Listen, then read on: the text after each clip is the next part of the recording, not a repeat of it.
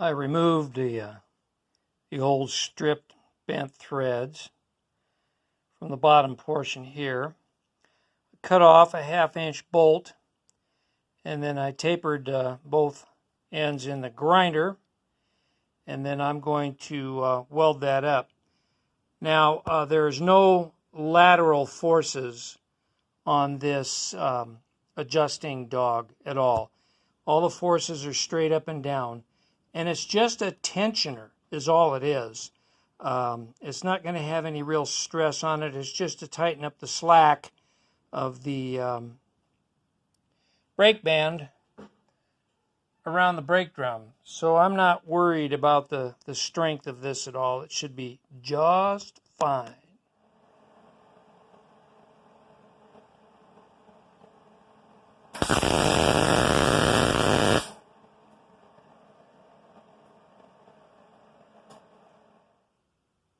Well, I think that's going to do it. Now it's on to making the end pieces. Okay, I've laid out the the end that the dog will attach to. So what I did is I just measured this, and I'm going to make it so it wraps around, and I'll weld it on both sides. So I just measured in to the edge of the slot, laid that out here, do what I did the last time. I'll drill a 3/4 inch hole on this center punch and one on this center punch, and then I will take the grinder and cut along the line there to intersect the holes on both sides, and then I will cut it off here. And then you can see I got a note there, roll up around a 1/2-inch pin. I've got a center line established there. So the pin, not this crusty piece, but a 1/2-inch diameter pin, I'll set on there, and I'll clamp it, and then I'll form it up, and I've got a little dulled chisel I'll use to do that. You'll see that in a few minutes when I roll that up. And then I've got to lay out the opposite end piece. And by the way, this piece will attach on this end of the brake band. That will, the dog will attach like so, and go through this slot here, and so on and so forth. So anyway, I still have to lay that one out, because that will attach on this end. And anyway, let me get to drilling and cutting, and then we'll form that up.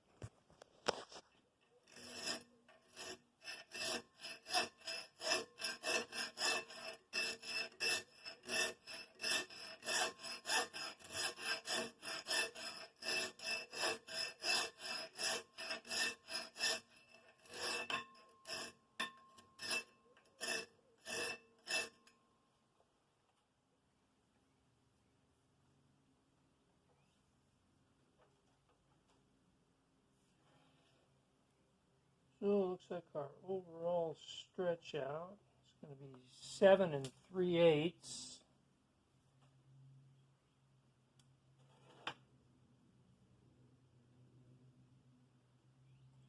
Looks like 1 3/4 inches to the center of our, where I'm going to center punch, drill a 3/4 inch hole. And then this slot will just cut out on the, all the way through the full length. Okay, I've got this section here laid out in the flat. I don't know if you can see that very well or not. There's a center point to drill a 3/4 inch hole to begin the slot. Where my finger is, that's where that'll go. And then, of course, this slot's going to be the full length of the piece. You saw me taking some dimensions a few minutes ago. There's the end of the part, so that slot will cut all the way through to the end of the part. All right, let me get this one cut out. Okay, here are the finished pieces in the flat. I cut some half-inch round stock that I had. I think that's an old stripped out bolt there, and that's just some round stock. So these are cut out in the flat. Slots are all cut. I've got center lines marked on both parts because that's where I have to align the pin and then form this up on both sides and then crimp it. And so let's get to making these parts. I've drawn a line on my workbench here, and what I'm going to do is the center line that I established on the part, I'm going to align it with the line on the workbench. Then I'm going to clamp the center line of my pin onto that using curved jaw locking pliers to hold that in place. All right, this is clamped in place. I'm just going to measure, make sure my pin is pretty much on center. And it is. Take my little body hammer, start forming this, so be prepared for a noise alert.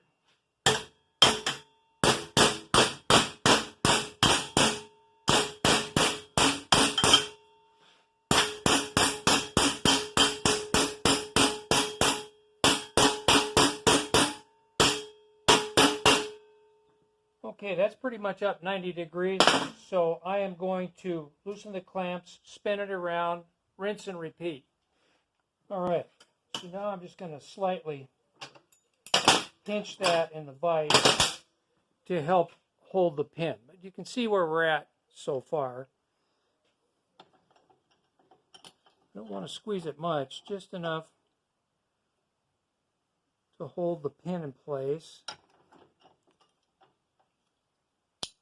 I'm going to spin that around because this metal is stretching, so I want it to stretch somewhat evenly. Okay, that looks pretty good. Now I'm going to clamp it back down to the bench again. And then I'm going to take my dulled chisel and like this, and just depress that enough to clamp the pin in place. Not too tight, because I want to drive the pin out enough so I can install the dog. I'm just trying to get the basic shape right now. Oh, by the way, this chisel is ancient. I think I got this at a garage sale for like 25 cents. Have you priced new chisels lately? And this is good, made in USA, tool steel. So anyway, I just dulled the end of it and made it into a forming tool. Noise alert again. So I'm going to start forming this, and I'm going to flip the part over several times because this material is going to stretch around that pin, and I want to try and keep this edge out here as even as I can. Plug your ears.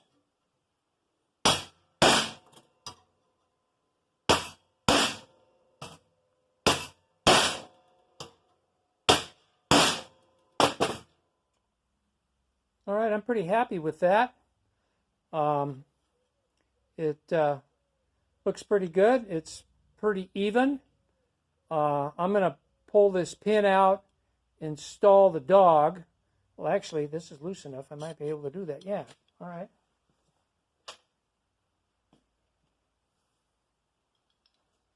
So I remember I have to orient the flat spot on this to be on the brake drum side. So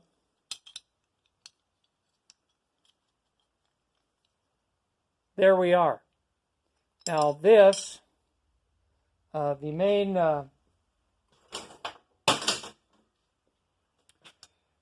drum, or the main drum, the main brake band will be sandwiched in between this this part here. And that's going to be somewhat of an interference fit, but I think I can squeeze that on there pretty good. Just lost my pin. So what I'll do, I'm going to tighten that pin up a little bit more with the dog in there, and then we'll slip it on here.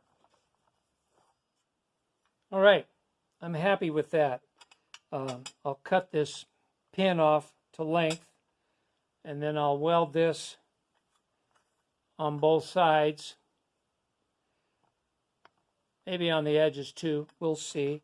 Then I'll tighten this pin up a little more in the groove there. And this side will be done. Then it's just a matter of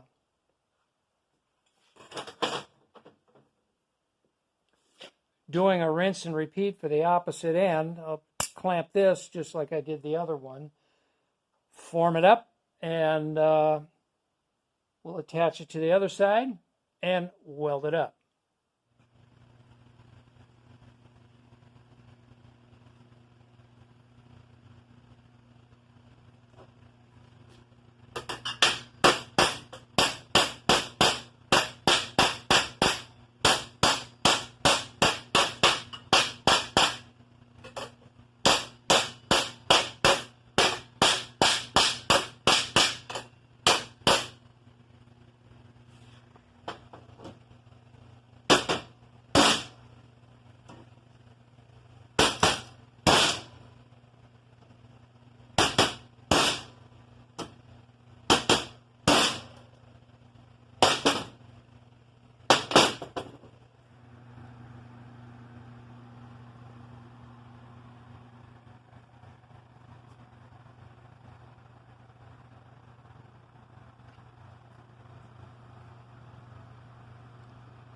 All right, time to fire up the welder and tack this up.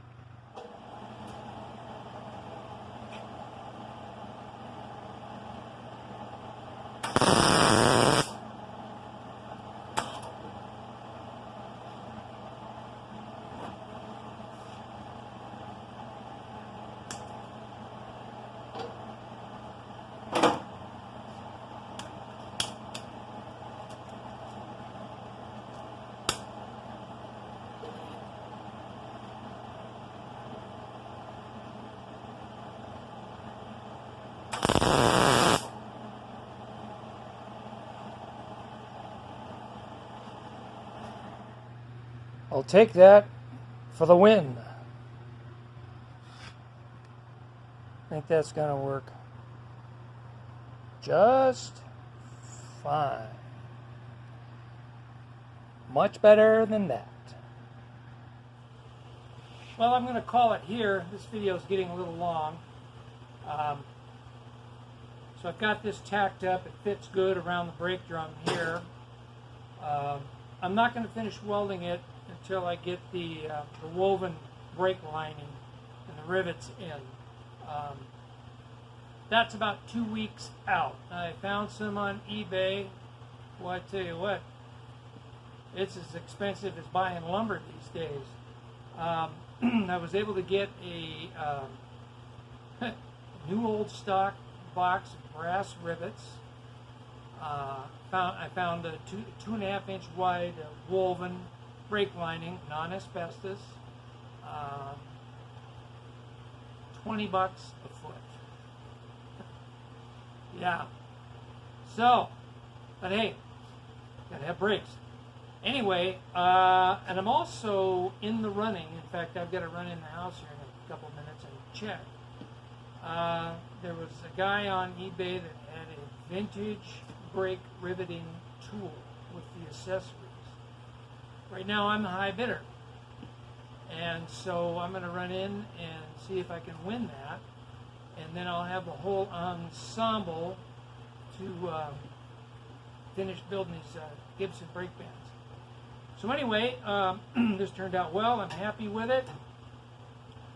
As always, it was a fun build, and making a repair, and I'm going to make several of these. I've got my Gibson, 2 Gibson Model A's outside here. One of them definitely has a broken brake band. The other one stops, but it grabs, so I'm thinking it's probably metal to metal. And then my nephew up in Idaho, he's got my dad's old Gibson, and that hasn't had brakes since before I was born. So I'm going to make up a set for him, and then he can tear that one apart at his leisure and put brake bands on that. So anyway, I'm going to cut this one off. Thanks for watching. Thanks for joining me in the shop. And hey, we'll see you for the finale on this in a couple of weeks when I get all the material in. See ya.